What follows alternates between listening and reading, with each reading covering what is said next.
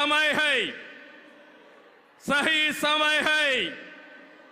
నేను చెప్తున్నాను, मैं कहना चाहता हूं कि देश को सही समय में मोदी जी जैसा सही नेता मिला है, आपकी पूरी कोशिशों में हम आपके साथ रहेंगे, ये हमारा वादा है।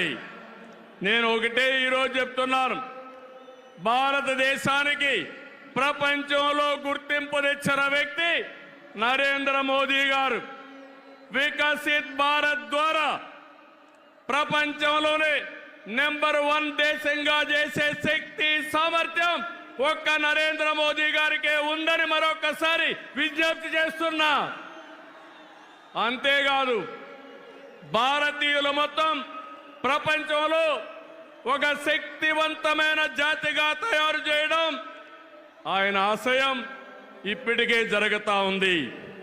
భవిష్యత్తులో ఈ దేశాన్ని జీరో పావర్టీ నేషన్గా తయారు చేసే శక్తి కూడా వారికే ఉంది. దేశం దూసుకుపోతా ఉంది, రాష్ట్రంలో సమస్యలు ఉన్నాయి. 2014 విభజన తర్వాత సవాళ్ళని సమస్యల్ని అధిగమించాం. నవ్యాంధ్ర కోసం ముందుకు పోయాం. ఎన్డీఏలో భాగస్వామిగా కేంద్ర ప్రభుత్వం రాష్ట్రంలో అనేక కార్యక్రమాలు చేశాం. ఆ రోజు మీరు ఒక్కసారి చూస్తే 11 జాతీయ విద్యా సంస్థల్ని కేంద్ర సహకారంతో ఇక్కడ నిలబెట్టాం. మోదీ గారి చేతుల మీదుగా అమరావతిని నిర్మాణం కోసం చేశాం. అదే గాని ఈరోజు పూర్తయి ఉంటే దేశంలో ఒక బ్రహ్మాండమైన నగరంగా అమరావతి తయారయ్యేది.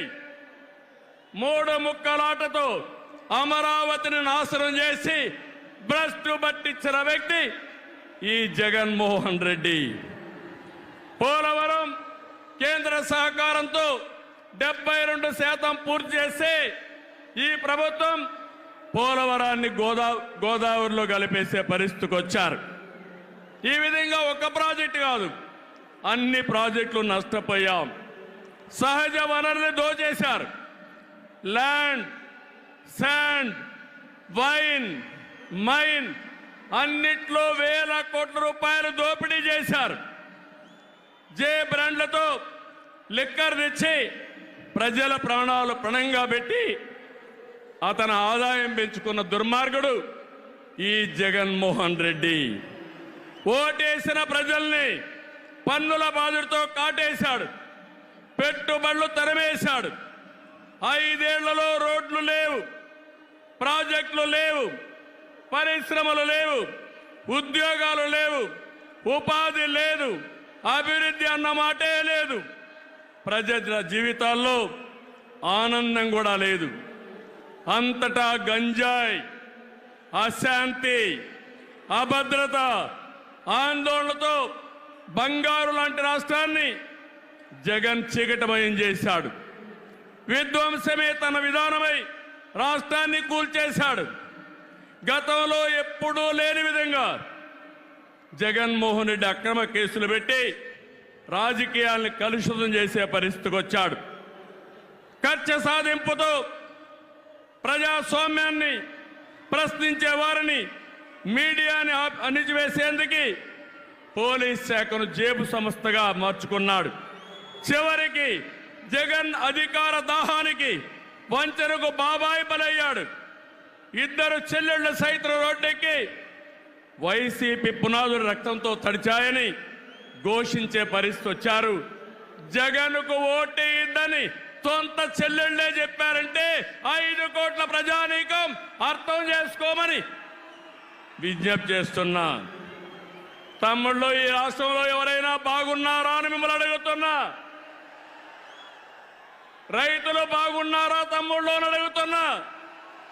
యువతకు ఉద్యోగాలు వచ్చాయని అడుగుతున్నా. మహిళలకు రక్షణ ఉందా అని అడుగుతున్నా. ఎస్సీ, బీసీ, ఎస్టీ, మైనారిటీలకి ఏమైనా లాభం జరిగిందా అని అడుగుతున్నా. ఇలాంటివన్నీ చూస్తే ఒకరిద్దరు కాదు, అందరూ నష్టపోయారు. I'm requesting honourable prime minister Modiji, Andhra Pradesh has suffered the worst due to bad governance, financial mismanagement and corruption. You will be shocked to know that collectorate offices, Raitu Bazar buildings, government colleges have been mortgaged. It is a pity that even tax revenue from liquor, both present and future, have been escrowed. This is the sorry state of affairs over the last 5 years. అందుకని నేను మీ అందరి తరపున మోదీజీ గారిని request చేస్తున్నాను, మన రాష్ట్రాన్ని కాపాడుకోవాలి. సిద్ధమా మీరందరూ అడుగుతున్నా? ప్రజలు గెలవాలి, రాష్ట్రం నిలబడాలి, మన బిడ్డలు వెలగాలి, జీవితాలు బాగుపడాలి. అందుకే ఈ పొత్తు. నరేంద్ర మోదీజీ గారి సంకల్పం గెలవడం కాదు. నిన్ననే ఎన్నికల శంఖారావం మోగింది, ప్రజల్లో ఉత్సాహం పెరిగింది. దేశంలో ఎన్డీఏకి 400+ సీట్లు వస్తాయి. అదే మరి ఆంధ్రప్రదేశ్ లో 25కు 25 గెలిపించే బాధ్యత మీదే. సిద్ధమా అని మిమ్మల్ని అడుగుతున్నా. అది చేసి ఈ రాష్ట్ర పునర్నిర్మాణం చేసుకోవాలి. మోదీజీ గారి నాయకత్వంలో దేశాన్ని ముందుకు తీసుకుపోతే ఎన్డీఏ పాలనలో ఆంధ్రప్రదేశ్ని బాగు చేసుకుందాం. అందరూ సహకరించమని కోరుతూ మరొకసారి మోదీజీ గారిని మనస్ఫూర్తిగా ధన్యవాదాలు, కృతజ్ఞతలు తెలియజేసుకుంటూ ఈ మీటింగ్కి వచ్చిన మిమ్మల్ని అందరినీ పేరు పేరున అభినందిస్తూ అందరికీ నమస్కారాలు. జై ఆంధ్రప్రదేశ్, జై